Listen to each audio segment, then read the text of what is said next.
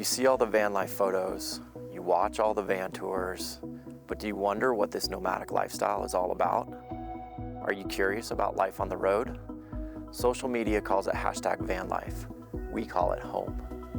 I'll ask 10 questions to get you the stories that you want to hear from the people who live, work, and travel and adventure in this nomadic lifestyle. Welcome to Life on the Road.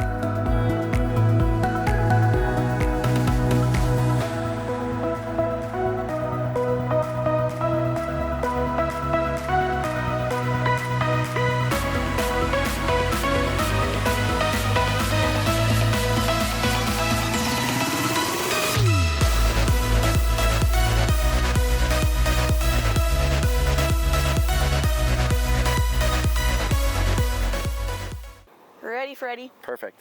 Welcome to another episode of Life on the Road, where I ask 10 questions to get you the stories that you want to hear about her life on the road. Welcome. Thank you. This is amazing. We are in Bisbee, Arizona.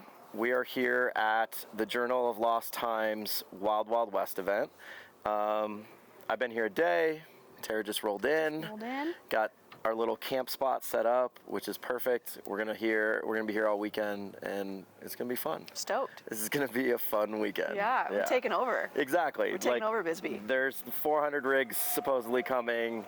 Shout out Josiah and the Journal of Lost Time for setting up this event. It's gonna be incredible. So I'm here actually working, shooting it for the event. So check out the Instagram, as you're going to see tons and tons of photos from the event, and obviously the Journal of Lost Times Instagram as well. So yeah, this should be fun. So thank you for doing this. You're welcome. Thanks for roping me into it. Of course, I know. I literally had to, Holly, you're here, you're a local here in Bisbee. It's a running joke with Holly and I say literally all the time. And so I'm really bad at it. She calls me out all the time. So now every time I say it, I say her name, and it's funny. Now it's becoming like a running joke. But so as we always start the show, tell us who you are, where you're from, and how long you've been on the road.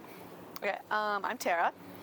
Where I'm from, let's see. And you can shamelessly promote yourself as well anywhere in this story. Okay, so awesome. Share your Instagram. I don't do a whole lot of, I have my own Instagram. I kind of use it as like my own personal scrapbook. That's perfect. Like, I don't really, I don't have tons of followers. I think I have like a couple hundred. That's okay. What's your Instagram? It's T Hall, so THALL, which is my last name. Yep. Aspen. Okay. It's just all one word. Aspen's my dog.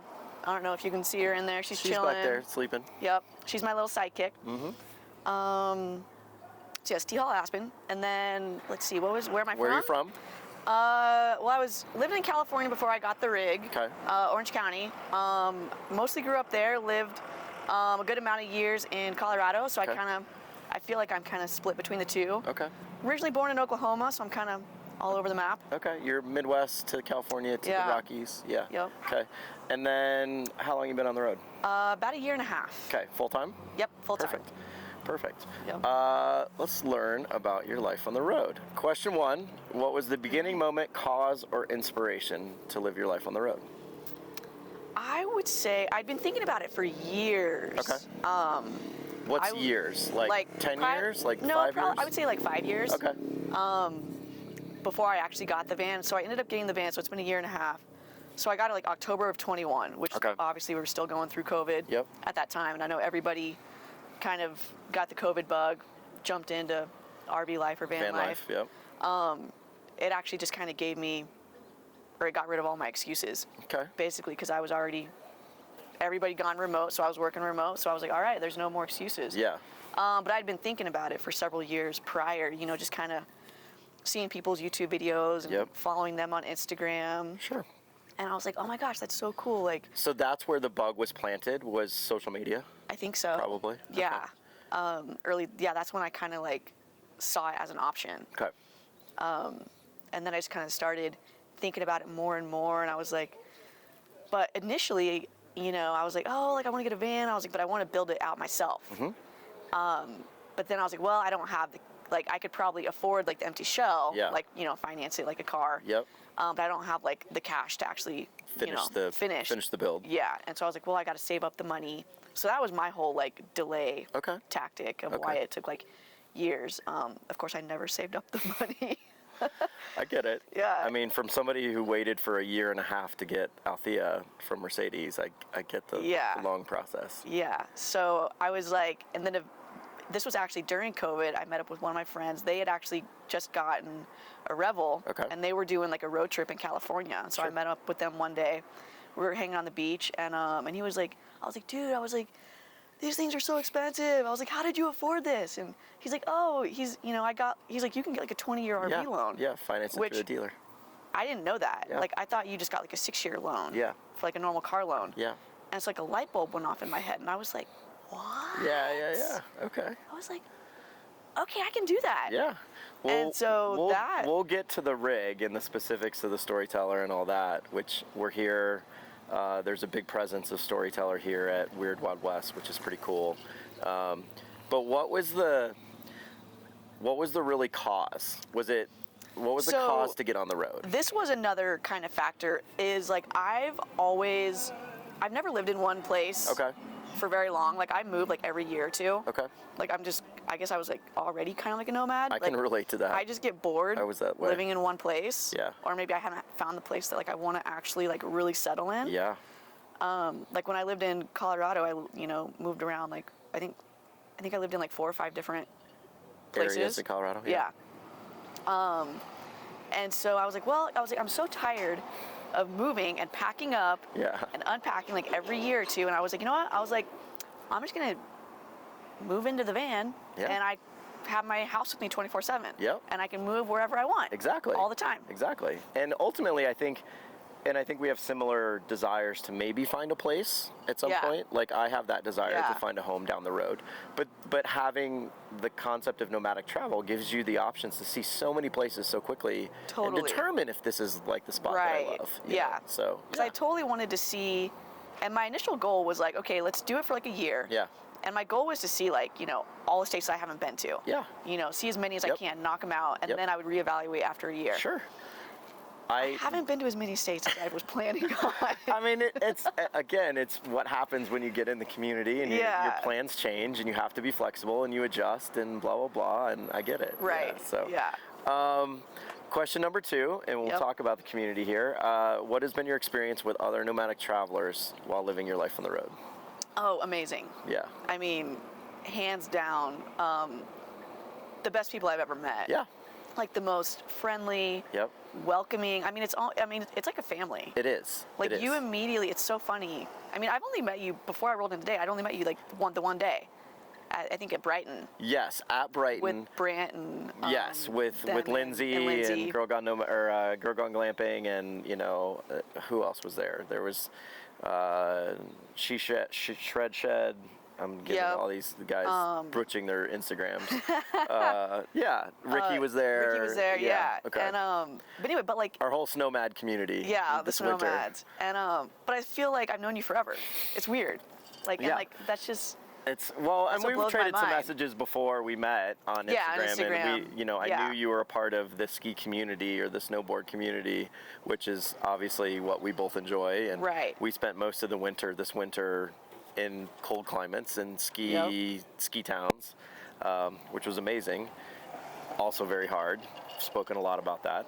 But yeah, this is truly a family. Like this community is 100% a family. Yeah. Obviously, we're at a big event here this weekend, and I mean, it's everybody kind of knows each other and knows of each other, and everybody's very friendly and wants to help, and Totally. I've had so many people, and even recently, because I've had a few issues with the van, and the community, or at least one of the reasons I got the Storyteller was the built-in community that came with it, because I was brand new, to the world. Exactly. And so the Facebook group, it's like you get on there, you ask a couple of questions. Yeah.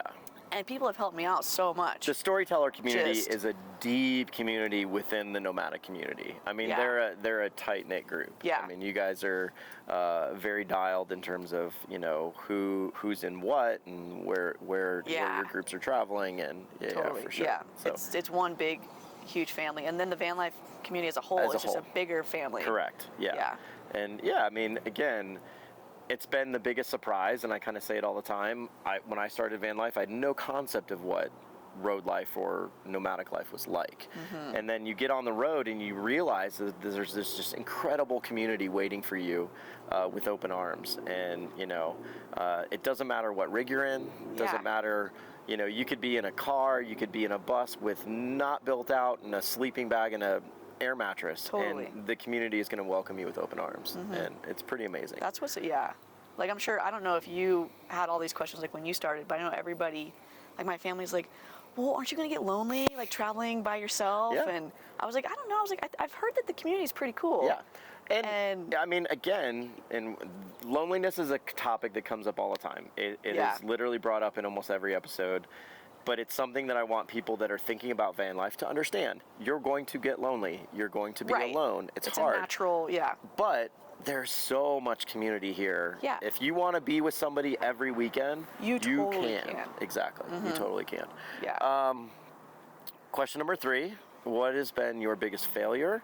What has been your biggest triumph while living your life on the road? Oh, my biggest failure. I forgot to think about that one. We can start with triumph. I would say, well, this is kind of like a funny failure. I was telling you a little bit about it earlier when I got food poisoning. Yeah. And I mean, that was a big, we were in Baja. We'll get to that full story with question. This is just kind of the bathroom question for sure. Yeah.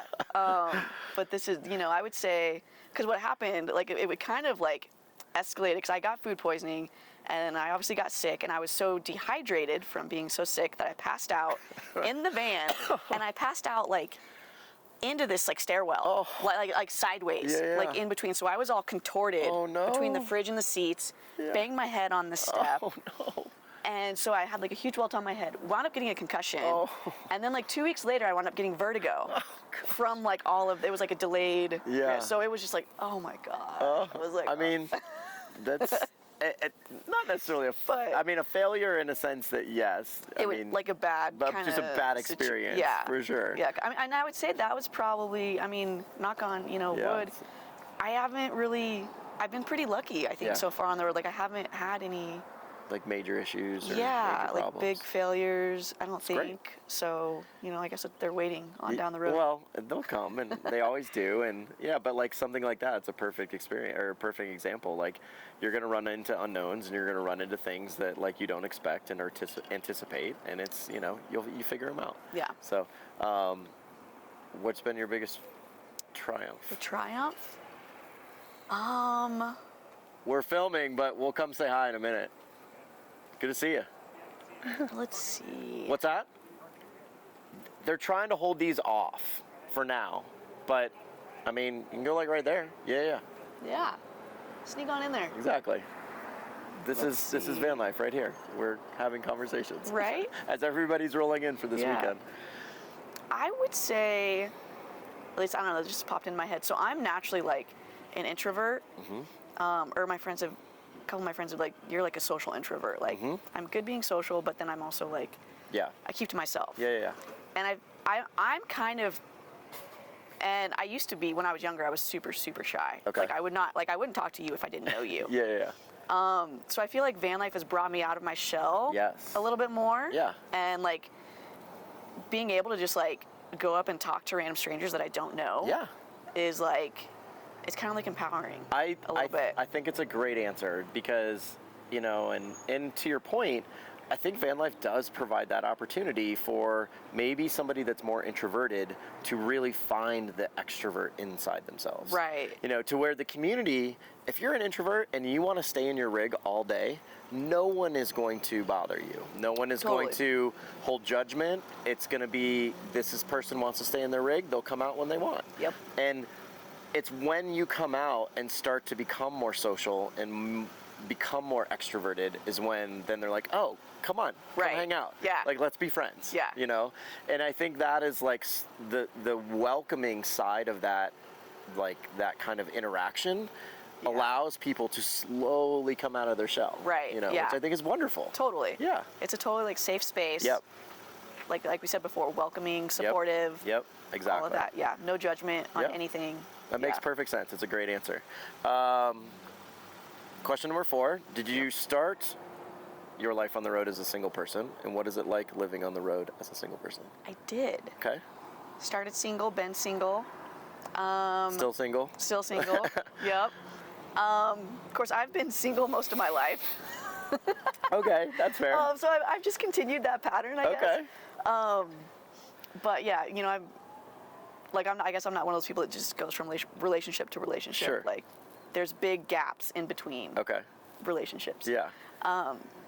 Which I like, you know, and I love, you know, I feel like, I mean, it's great because I can travel kind of on, you know, my own schedule, do my thing. Yep.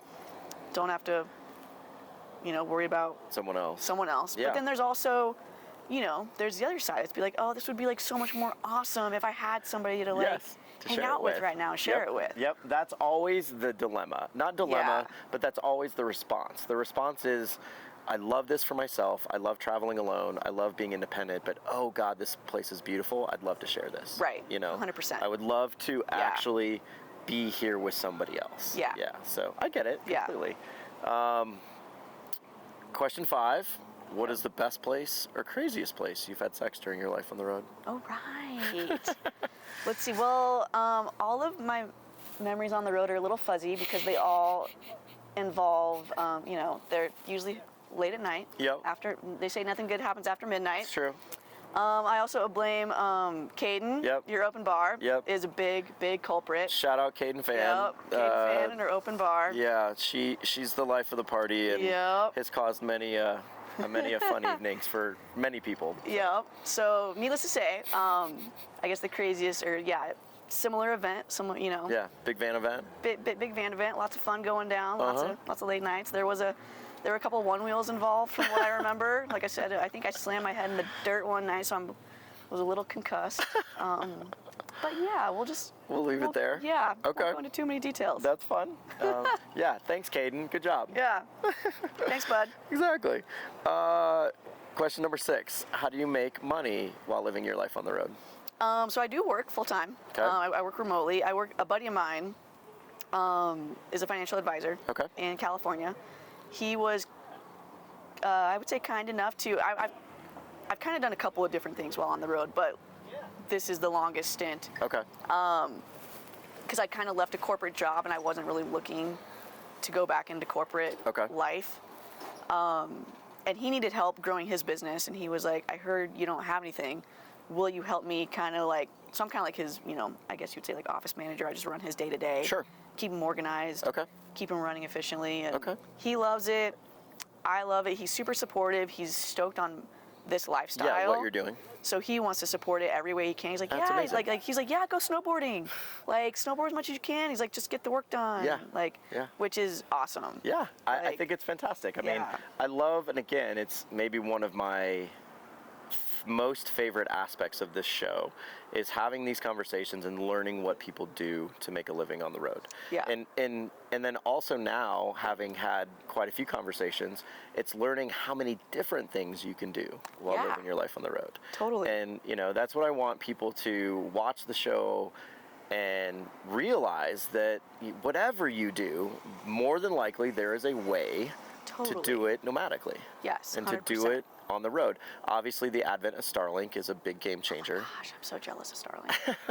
I want one, yes. It is a game changer for sure. But yeah, I mean, that's impressive that, and again, like obviously before the advent of Starlink, people were still doing nomadic life and Yeah, like I just use my hotspot and my cell phone, yeah. Yep, exactly. So cellular coverage is necessary for you. Totally, Yeah, yes, to do your job. 100%, yeah. Okay. So, and that's that's the thing, and you know, sometimes it's a cost thing, sometimes it's just, you know, this is easier. You know, Right. I have this dialed, my business is paying for it or whatever, and Yeah. you know, it makes perfect sense. Okay. So you have no issues doing what you do full time on the road. Not really, yeah. That's awesome. Yeah. I love it. It's worked out great. Question 7 is, what is your rig? Who built it, and why did you choose it to live your life on the road? So I have the Storyteller Okay. Overland Stealth What year? 2021. 2021. Okay. Yep. I'm assuming she's a 4x4. 4x4, yep. As much He's he's a 4x4. 4x4. He's a 4x4. Sorry, Althea. Yes. Yeah. Do we have a name for the rig? Yeah, Goose. Goose. Yeah. Okay. Goose is a 4x4. He's my wingman. I know you have I referenced the pass going over to Steamboat, and I know you skied Steamboat this year. Yep. Rabbit Ears is a sketchy pass. Yeah. And I did that in like a sideways wind snowstorm. Ooh, and it was I did that. brutal. Yeah, so I actually, when I came into Steamboat, I was coming from Utah. Oh, so you're coming the other way. Yeah, but I drove 2 hours in a whiteout, like at night. Yep. And my whole front end just got caked in snow. The Yep. check engine light came on, and it was just like, what are you doing to me? Yeah. But luckily by the time I left and I went down Rabbit Ears, that Yeah. was like a sunny day. Yeah. So I mean, it's a beautiful pass, but Yeah. super sketchy in the snow. super sketchy. Yeah, but okay, so 2021 Storyteller, you said Stealth? Stealth, yep. Okay, perfect. Yep. Yeah, I mean, if you guys don't know the Storyteller brand, it's an amazing They're rig. amazing, Yeah. yeah. It's a great outfit for a 144 Sprinter. They kit it out. The options inside are incredible. The flexibility and the things that you can do with it are really great. Yeah. And they're really well built. I as custom as Althea is, this was, an option. I just needed something bigger. Yeah. at the end Did of you the build day. Althea yourself? I designed it myself, and then had Ross Monster somebody- Vans built it Okay, for me. Ross okay. Yeah, at a Longmont. So, Cool. yeah. But Storyteller's amazing. How has been your experience in the rig? It's been amazing. Yeah. That was actually one of the reasons why I got it was the customer service with Storyteller. Okay. Like, and I haven't really even had, right when I first got it, there was like an inverter issue. Okay. It got fixed right away, and that was one of the big reasons I got it is because of the power system Okay. Yep. the Storyteller has. It's the Volta. Yep. I don't even know the size of the batteries, but it's like some crazy, 1,000 Okay. hours, something, I don't Amp know. hours? Amp Yeah. hours, yeah. I don't pay attention to all the technical stuff. I love it. Yeah, but I was like, okay, that's enough for me to Yeah. do my work and do what I need to do for because I can be off grid for days. Yeah. 100%. Yeah, and there's like 90 watts of solar on the roof. Yeah. That does nothing Yep. for what What they you have need. in there. Yeah, Yeah, yeah. because everything's electric, so it's like the cooktop is electric. Yep. There's a microwave, so there's a lot of, I gotta wash my hair and blow dry it. Use a flat iron. I know like high power I know all about electronics. the blow dryer as well. So there's a blow dryer in Looks like you Althea. use a little bit of flat iron too, maybe. Not No. hair round brush and a blow dryer. I was gonna say maybe round brush. Round brush for sure. Okay. Yeah. It's the only way to take care of a beard. Yeah. No, I totally get it. And I want to touch on the Storyteller customer service. Yeah. If people don't know, Storyteller is their own brand. They obviously build their own rigs on the Mercedes chassis on the 144 platform.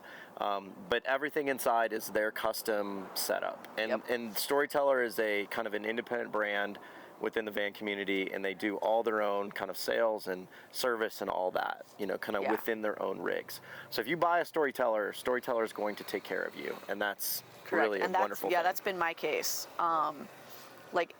I think I've had two, not even very, two or three tiny issues where switches Yeah. need to be replaced or Sure. whatever. My AC just broke actually last week, but that's not a Storyteller thing. That's a Coleman thing. Okay. But they are on it. Yeah. They immediately ship me the part that needs to be replaced. That's and awesome. luckily, for me, they were easy fixes. I know some people have had more complicated, Yeah. things, Issues. Yeah. issues. But like I said, I've been lucky so far, and It's great. and they're very responsive. And when you call them, at least some places where you call for customer service, they're like, "Why are you calling me?" Yeah, yeah. And they're they're rude and they don't want to talk to you. And everybody is so friendly, Yeah. super supportive, and just they go above and beyond. It's awesome. At least from my personal experience. Okay. Well, it's good to know.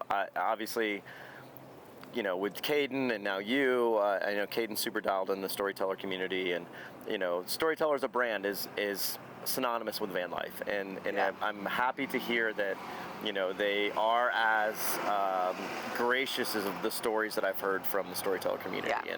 and it's always nice to hear that from somebody who's been living in one, has had some issues, have dealt with the issues, and that relationship's really sound. So Yeah. it's amazing. I love it. So now let's hear the story. What is question 8? What is your best bathroom?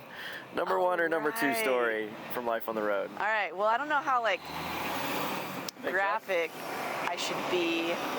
we'll spare some of you guys the The real graphic detail. Yeah, we'll just kind of. I'll give you the idea. So we kind of, We touched on it. yeah, we touched on it earlier with the whole food poisoning scenario. Again, we were in Baja, Yep. so you know, there's not really. We were camping on the beach, which was awesome. The campsite kind of had bathrooms, but they were in the distance. Okay. And so when the food poisoning started happening, I was able to walk to the bathroom, Okay. you know, in time and make it back to my van. Okay. Eventually, there was no. Walking to the bathroom. Yeah, I had to stay in the van. Like it was violent. Yeah. I like the term violent. It was Yeah. violent. Now I've heard some of the real details, and yes, Yeah. that's appropriate. Yeah. Yeah. So it was violent. It was very just All over. constant. Yeah. Everywhere. And so yeah. And so you know when you have food poisoning, things come out. You know, both ends. And I was in the midst of going to the bathroom, and this is when I passed out. Like, and actually this was before I had put my cassette toilet in storage. Okay. And so I was using the whole like kind of like the foldable toilet seat thing with like the bag, With the bag, or like, bucket in the bag. or the bucket, yeah. And because I was like, oh, it'll take up less space, and so which was working fine. Yeah. Except for when I passed out, the toilet fell over. Oh no. And I was holding a bucket because, like I said, it was violent. Yeah. Simultaneous things were happening. Good Lord. I And mean, so that when I passed, basically there was basically a lot of cleanup yeah. involved. We always say I'll spare you the details. in the nomadic community is like you're not a true van lifer till you've had pee on your floor. Like, Yeah. that goes without saying, and it sounds like you had a lot more than just pee on your floor. Yeah, and that was like a month into having the van. Welcome to van life. I definitely Yeah. became one with the van. Hardcore initiation. Yeah, Right there. for sure. I love it. I was like, well, it can only go up from here. This is very true. yeah. Question 9 is describe your happiest and hardest moments while living your life on the road. Okay, I mean, happiest. we could just say the previous story might have been one of your hardest. That might have been, yeah. Yeah. It was actually that was rough, but it was more like the aftermath. The vertigo was pretty crazy. Okay. But I would say the happiest by far, I didn't have to think about that for long, is so I'm traveling with Aspen. Yep. And she's old. She's like 14. Okay. So she doesn't get around too much anymore. Yeah. She walks kind of slow. She used to be like my hiking buddy. We'd go everywhere. And so, but the best moments and the happiest is when I've been out, like, actually even recently, I remember I was in Moab. Yep. Or just like camped in the middle of nowhere. And she loves going out to the middle of nowhere because she can just run and roam. Yeah. And seeing her, there was one day I particularly remember where I couldn't stop her from running. Like she was just running down the road and then like running back and just biggest smile on her face. Yeah, and I'm like, this is what it's about. Yeah, this is why you're doing these this. little moments, Yeah. just enjoying them. And she was so happy, and just seeing her happy, like on the road, like makes me happy. That's amazing. I love it. Yeah. And your hardest moments? Hardest moment, I mean, besides the food poisoning and Yeah, all that. like I would say actually just last week when my air conditioner broke. Okay. It's funny because, I was, like you said, snowmad, chasing the snow. Exactly. No need for AC. Yeah.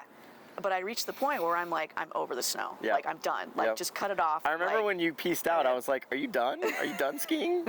I mean, there's still snow up here. I saw you in like warm weather and I was like, where'd you go? Yeah, I think by like mid-March, I was just like, I've had so much snow. I was like, no, I need sunshine. I need warmth. I need heat. I need the sun on my bones. Yeah. And so I came, I made my way down through Utah, hit some awesome parks, and then made my way down here. And I was outside of Phoenix like last week camping. Yeah.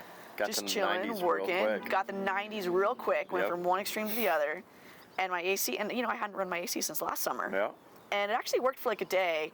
And then the next day it just stopped. Like it was blowing, but like not cold air. Yeah. And it was like at one, my thermostat reached like 99, and I'm just like melting, dripping in the van, and I'm like, oh my And again, like we're super fortunate. Most of the storytellers come with AC, I think. Yeah. Okay. Yeah, they all do. Althea's got the Nomadic in it. Obviously, super blessed to have AC. There's not AC in majority of rigs, and so that is an option. And having it is such a luxury. And then when it goes away, you're like, oh no. I know. I feel like I'm like, like I'm complaining, and I'm like first world problems. Yeah, exactly. Like, Definitely some first world problems. Yeah, but it was more like first world van life problems. Yeah. And like I could stand like the melting and the being hot, but I worry about puppy. Aspen. Yep, exactly. That was the hard thing, and like even so, I was like, okay. So I rolled into, had to roll into Phoenix into town to get it looked at. But then like even like going to the grocery store and stuff, like I'd be like quick. And it's why I would say it's why most people, if they're building out their own custom rig or if they're getting a Storyteller, if you have a pet, it's why you get AC. That was 100% the reason. Most of the people that I know that have AC, they have AC for their pets. Correct. Yeah. And it makes perfect sense. Like anywhere in warm climates, if the rig's like pent up during the day, it gets warm inside, and so having the ability to regulate your temperature on the inside is fantastic. Much like we do in the winter with heaters, it's necessary. Like you have to. I mean, it was 100%. negative. Like she's a priority. Yeah, for sure. So she has to stay comfortable. So just like kind of dealing with that has been, like I said, I've been one of the lucky ones. I feel like I haven't had too many issues. It's awesome. It's awesome. Last question, in your own words, define #vanlife. #vanlife. And then provide a piece of advice for somebody wanting to live a life on the road. Okay. So van life to me, I would say number one is just the freedom. Yep. Total freedom, and that's why I got into it. Yeah. It's just to go wherever you want. Yep. Whenever you want. Yep. You can pick up and move.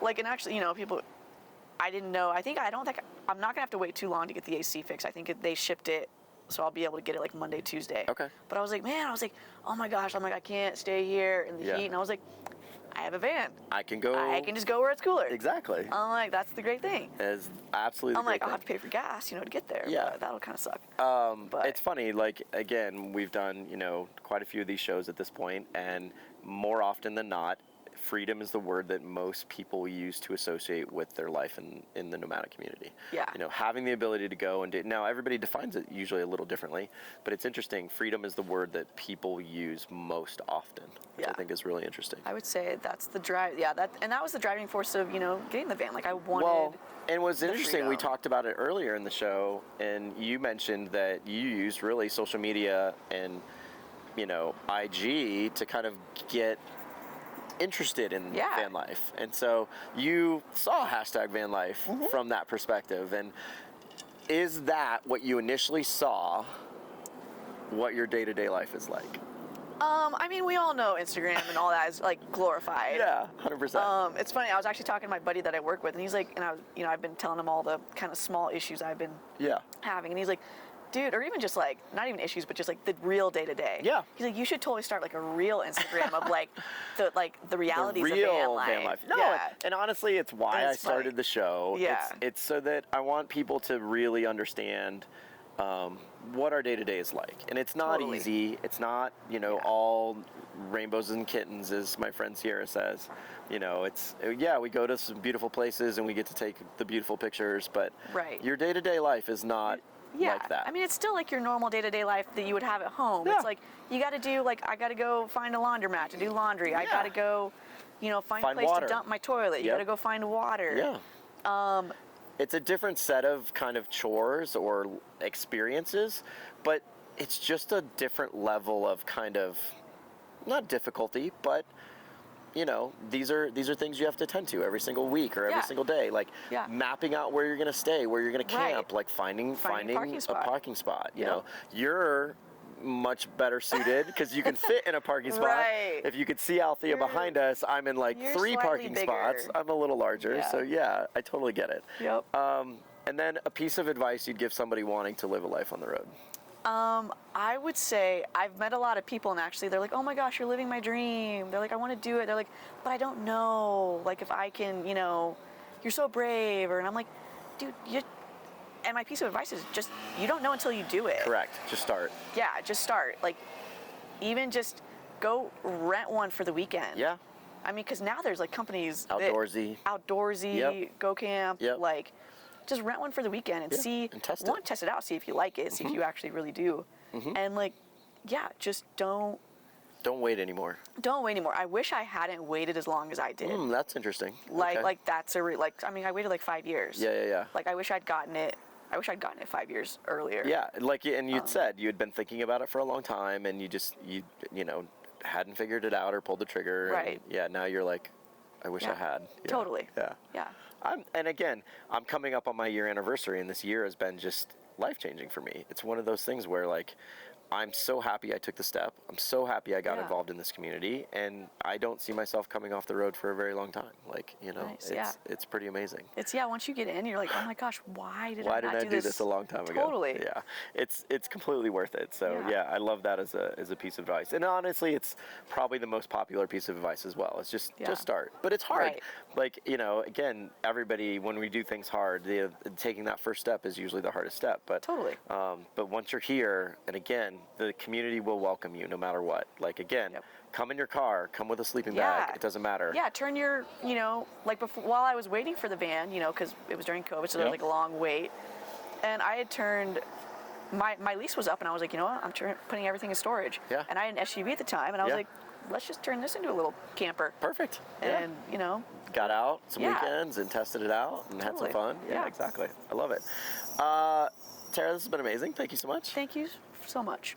Thanks for roping me into it. Yeah, we had to do a little coaxing to Yeah. get her to do this I morning. don't like attention on me. And, you know, maybe that's part of the introvert thing. And then you had some like tough questions I had to think about. Well, I mean, oh. it's kind of the point. I know, that's there's some good. fun questions and there's some Right. harder questions, but thank you for doing this. We are going to go, I don't know, enjoy the rest of the day. Scope out the rest of the See the town. rest of the community. We're going to go check out Bisbee.